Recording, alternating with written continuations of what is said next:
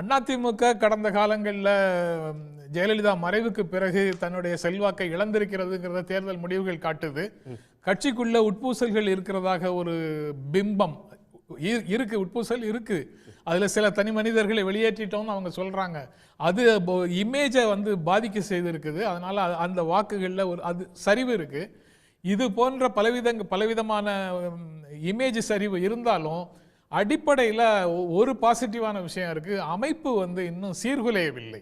அந்த கட்சியினுடைய அமைப்பு இன்னும் சீர்குலையவில்லை. கிளை செயலாளர், பகுதி செயலாளர், கட்டமைப்பு அப்படியே இருக்குது. அந்த கட்டமைப்பு அப்படியே இருக்குது. பப்ளிக் மத்தியில் அவங்களுக்கு இருந்த நல்ல பெயர் மட்டும்தான் குறைஞ்சிருக்குது. அதை ஏதாவது எதிரணியினர் செய்யக்கூடிய ஏதாவது ஒரு தவறின் மூலமாக அதை திரும்ப எட்டிவிட முடியுமான்னு அவங்க முயற்சி பண்ணி பார்க்குறாங்க. ஆளும் கட்சி செய்யக்கூடிய நல்ல விஷயங்களுக்கு நாங்கள் சொல்லி தான் செய்தோம் அப்படின்னு சொல்வதன் மூலமாக ஒரு கிளைமை கிரெடிட்டை எடுத்துக்கிறதுக்கு